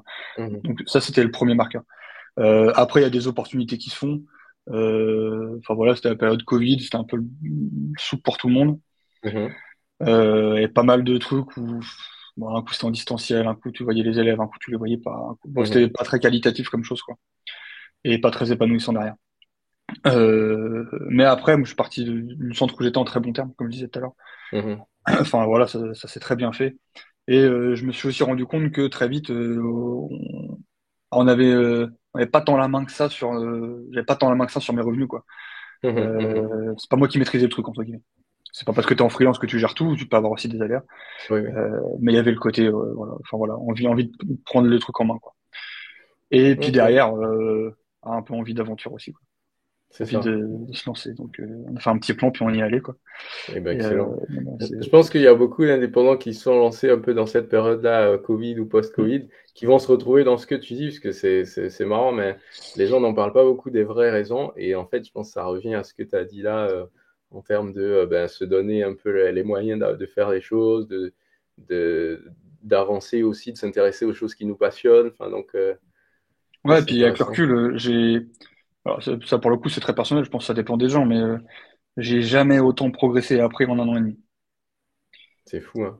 J'ai toujours eu tendance à m'ennuyer un peu au bout de 6 7 mois dans un poste Oui. et Mm, d'avoir envie mm, d'apprendre des choses et tout, etc. Et là j'ai appris un nombre de choses incroyables enfin, en un an et demi, quoi. mm, C'est sur plein de domaines, hein, sur plein de domaines, même professionnellement, humainement, en termes de gestion de mon affaire, commercialement, sur un nombre de sujets incroyables. mm. Ouais, ouais, je me souviens, j'avais eu une discussion comme ça avec un recruteur qui cherchait quelqu'un pour de l'automatisme dans une boîte. Et au détour des conversations, je sais pas comment on est arrivé à cette question-là, mais du coup, je lui ai dit exactement la même chose que tu viens de dire. Pour moi, comment dire, je crois qu'il m'avait demandé pourquoi je m'étais lancé et je lui ai dit justement pour apprendre plus vite. Parce que Ouais, pour moi, alors moi, je suis lancé en 2020, donc ça fait 3 ans, et je lui disais que j'avais appris beaucoup plus de choses, même sur mon métier d'automaticien, le côté carrément. technique, que quand j'étais en entreprise ou bien chez des fabricants de machines en bureau d'études, parce que il y a une forme de créativité, d'autonomie qui fait que ben, tu es un peu dans un cercle vertueux de curiosité, d'apprentissage C'est ça. permanent. Et moi, j'adore. Enfin, c'est un des trucs que j'aime bien dans ce côté indépendant. Alors maintenant, je suis en train de me structurer. Du coup, c'est un peu différent. On passe du côté freelance, t'es tout seul à avoir une équipe et les gérer. Mais je pense qu'il y a toujours cet aspect-là chez des gens comme toi ou moi ou d'autres qui ont cette envie d'entreprendre, c'est de se dire, bah, je vais m'intéresser à des choses intéressantes et forcément, ça va faire que je vais apprendre plus rapidement. Ouais, donc puis, enfin, tu sais, j'ai toujours pensé que j'étais pas quelqu'un de créatif. Mhm. Vraiment que j'étais trop cartésien pour être créatif, quoi. Et en fait, j'ai appris en un an que c'était tout l'inverse, quoi. Et donc c'était même chiant à gérer au début parce que je me retrouve avec une liste de projets longue comme le bras, donc Ouais. il a fallu se canaliser un peu. Là maintenant c'est bon, mais Mhm. c'est, mais en vrai je me dis, putain, si on apprenait aux gens à être créatifs, on ferait un nombre de trucs incroyables. Ben, c'est ça. Et est-ce Et que, d'après toi, justement, si on apprend à tous les chaudronniers à être créatifs et à un peu explorer leur potentiel et tout ça, est-ce qu'il y aura ce risque-là que tout se passe en indépendant? euh, bon, je verrais pas ça comme un risque. Enfin, quoique, si, quand même. Non, alors, je pense que il y a déjà une montée, une croissance entre guillemets du nombre de freelances dans le domaine de la chaudron, Ouais. un peu à tous les niveaux, Mhm. soit en atelier, en bureau d'études, bureau méthode, etc. Donc petit à petit, ça monte quand même, Mhm. parce que le marché en laisse l'opportunité en fait. Je pense que c'est ça qui aide aussi, c'est que tu as beaucoup de demandes, les gens voient qu'il y a du travail. Si tu as Ouais, et la puis compétence, il y a même pourquoi une pas quoi. pénurie, hein. On voit, Ouais, c'est enfin, pour ça. trouver des personnes, c'est difficile même pour les employeurs, donc, alors que le C'est besoin est ça. énorme. C'est ça. Mhm. Donc les gens vont. Je pense que ceux qui hésitaient à y aller ou qui l'avaient un peu au fond d'eux et qui Mhm. tâtaient, ça va les aider à y aller. Ok. Par contre, je pense que c'est pas fait pour tout le monde. Mhm, Je mhm, pense pas que c'est la recette miracle. Et je pense qu'il y a des gens qui sont très bien en tant que salariés, qui s'y épanouissent très bien en fait. mhm. Et ça, c'est la première raison. Et de deux, je pense que pour l'industrie même, c'est bien d'avoir des forces vives dans les entreprises. C'est ça. Mhm. Euh, et je vois pas ça comme un débat, parce que des fois sur LinkedIn, tu le vois un peu genre en mode idiot de salarié, idiot de freelance. Bon, on s'en fout un peu. Mhm. Je pense que c'est pas un combat, et je pense que c'est plus une complémentarité, et chacun a son C'est truc à ça. apporter, à y gagner, et que ce soit pour les boîtes comme pour les personnes, quoi. Et je Mhm, pense que quelqu'un qui a vraiment ça en lui et qui se lance et pour qui ça marche et qui s'y retrouve, c'est un truc de fou. En mhm, termes de faire plein de sujets, enfin, je veux dire, en termes d'épanouissement pro et perso, faut pas y aller bêtement. Et mhm. enfin, pour donner un exemple, en termes de projection à l'avenir, je dois former dans les CFA environ 50-60 jeunes par an. Ok. Moi, à l'époque, quand j'y étais, personne ne voulait être à son compte. Tout le monde voulait entrer dans une Mhm, grosse boîte, faire carré, enfin, plus ou moins, mhm, mais enfin mhm, voilà. Éventuellement, tu en avais un tous les 6 mois, tous les 5 ans, pardon, qui se disait un jour j'aurai une petite boîte de chaudron à moi, quoi. mhm. Et là, en moyenne, j'ai à peu près 10% Ah ouais, quand qui même, ont hein. en projet à moyen, long terme de se lancer un jour. Sur 50, ça te fait quand même 5 bonhommes À par 5 an 5 qui ou 6 passent. quoi. C'est Ouais, ça. c'est pas mal. Ok. Et donc, je pense qu'on va y venir parce que enfin voilà, il y a plein de, après, ce que je leur dis, faut pas y aller trop tôt, quoi. Bah ouais, c'est une piste parmi d'autres, mais voilà, c'est C'est un truc ça. Et puis, ouais, à garder en tête au cas où pour ceux qui aiment, quoi. c'est ça. Puis ce qui est Mhm, important, c'est quand tu fais, enfin, une boîte qui fait appel à un freelance ou une entreprise extérieure, elle a un certain niveau d'exigence mhm. qui est supérieur au fait de dire on t'embauche, on te forme, quoi. Oui. C'est pas la même idée. Donc, acquérir un peu de Mhm. bagage avant, je pense. Ok, ok. Non, mais écoute, c'est intéressant. Merci pour ta réponse. Je pense que ça éclaire un peu sur ce sujet-là. Mais dans tous les métiers, c'est pareil, hein. Enfin là, euh, ouais, dans cet aspect freelance là, est-ce que ouais, tout le monde doit passer freelance parce que le besoin est là? Ben, comme tu as répondu, donc Non, c'est pas je mal. pense vraiment que c'est pas si simple que ça. Mm. En fait, ce que les gens doivent se mettre en tête, je pense, c'est que c'est pas, ça peut être hyper vertueux humainement, financièrement aussi, faut pas se le Mhm. cacher, enfin sur plein de raisons. Mais par contre, c'est pas parce que tu es bon dans ton métier que tu seras un bon freelance ou un bon C'est indépendant, quoi. ça, c'est ça. Et C'est même pas suffisant, quoi. là, on est en train de faire la réflexion côté individuel, genre pour les personnes, mais on pourrait faire la même analyse pour les entreprises. Est-ce que c'est, en gros, comment les entreprises doivent un peu adapter leur manière de fonctionner pour prendre en compte cette nouvelle donne là du freelancing? je pense qu'il y a plein de réflexions aussi à avoir de ce côté-là.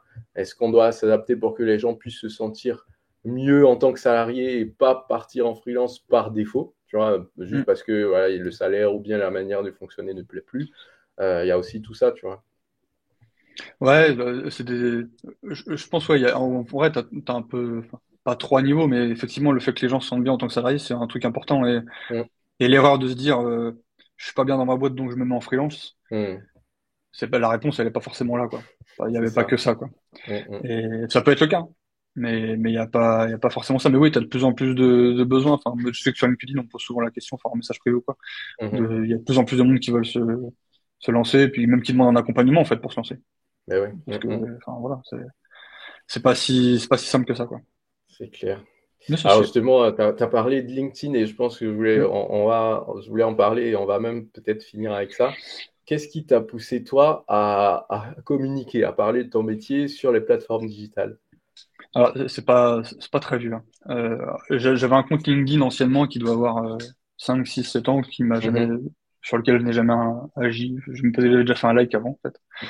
mhm. Quand je me suis mis à mon compte, j'ai dû mettre une photo à peu près propre, histoire d'eux, Oui. mais rien de plus. Mhm, Et là, donc j'avais passé mon année d'activité quasiment, et l'idée c'est de faire évoluer mon business. Donc en gros, mhm, moi j'avais, ce que je disais, j'avais trois volets de prestations entre guillemets. J'avais l'assistance technique, la formation dans les organismes de formation en sous-traitance, mhm. et la formation pour les entreprises. Ok. Et à ça correspond un niveau de rémunération qui est croissant. En gros, là où je suis moins bien payé entre guillemets, c'est sur l'assistance technique Mhm, pure entre guillemets, sur site en préparation.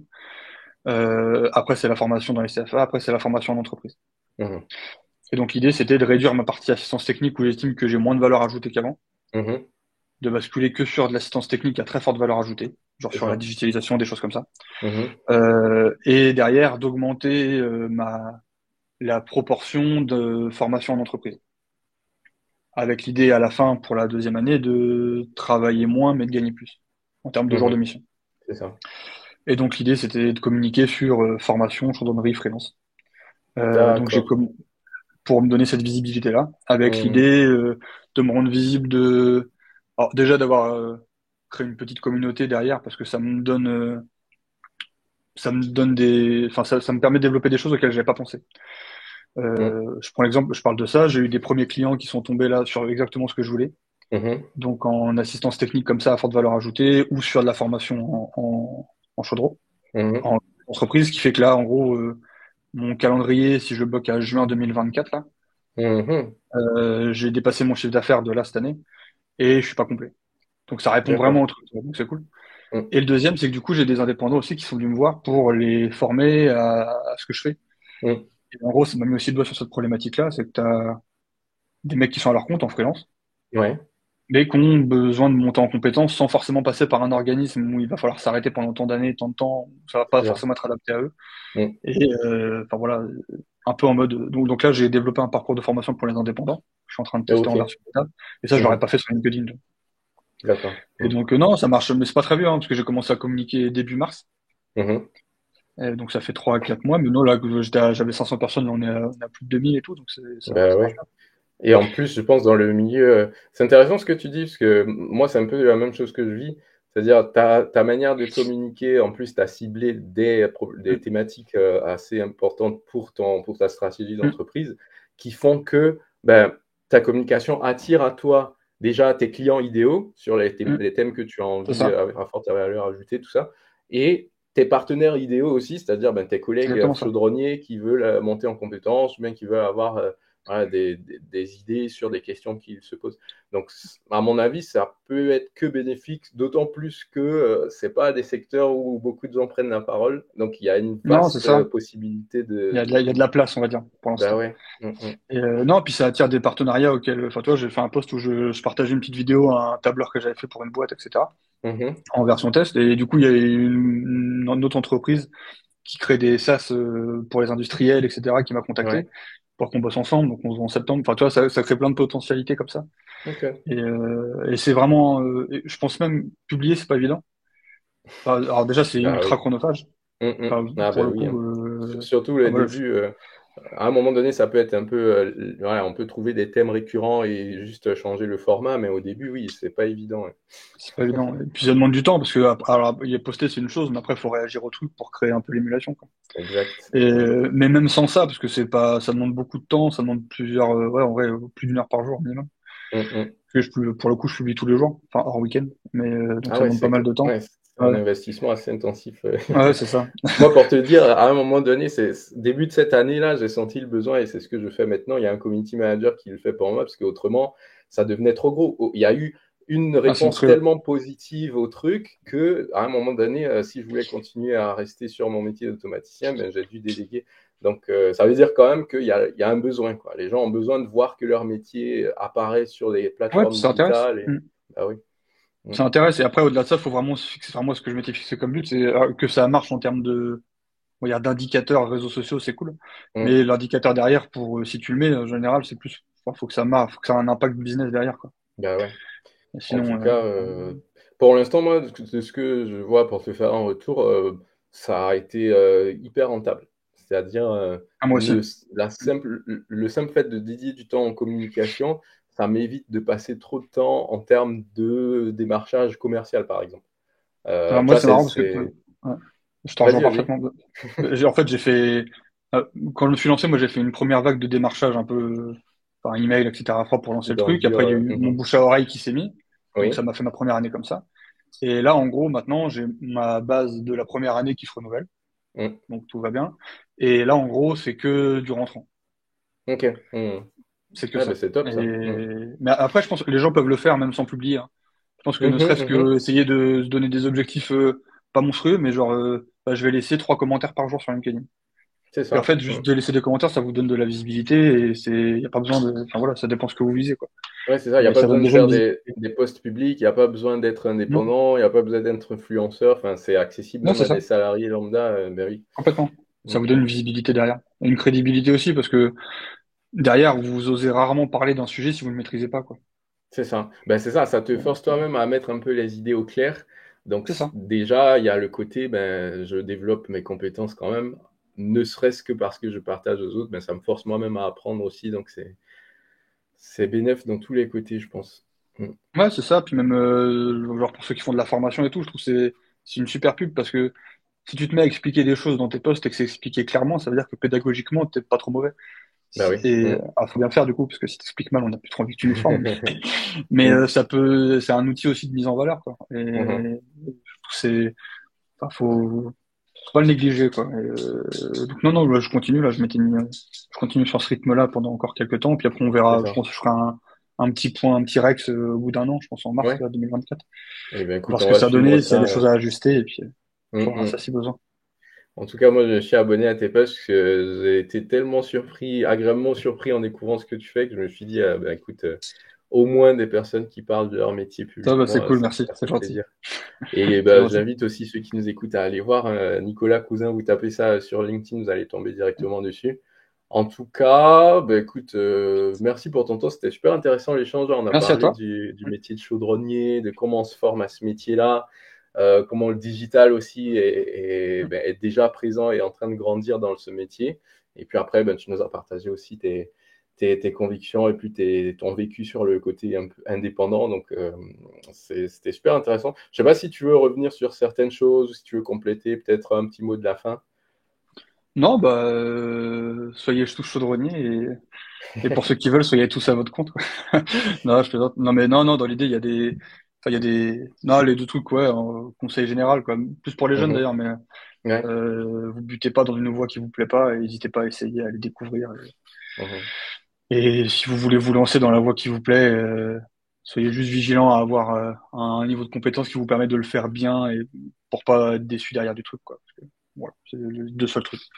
Mais pour le reste, non, n'hésitez pas à aller en chaudronnerie, il y a de Mhm. quoi faire, il y a de quoi apprendre et c'est des super métiers.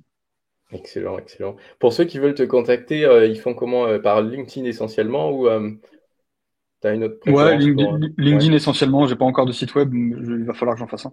Mais ok, ok. non, non, LinkedIn essentiellement, vous pouvez. De toute façon, en Je me suis imposé cette règle de bienveillance. Non, toutes les personnes qui vont liker un post, un commentaire, etc., vont toujours en contact avec eux, juste entamer la Ok. discussion, se présenter rapidement, etc. Non, mais c'est Donc, top. n'hésitez pas, la porte est toujours ouverte. Très bien. Bah, du coup, je Y a pas de mettrai souci. le lien vers ta page LinkedIn là dans la description, Ouais, comme merci. ça, C'est cool. les gens pourront te C'est cool. Et contacter. puis, bah, n'hésitez pas à suivre, hein, si ça Mm. vous intéresse. Super, excellent. Et bien, merci Nicolas. On se dit à très Merci à toi. bientôt. Salut. Alors.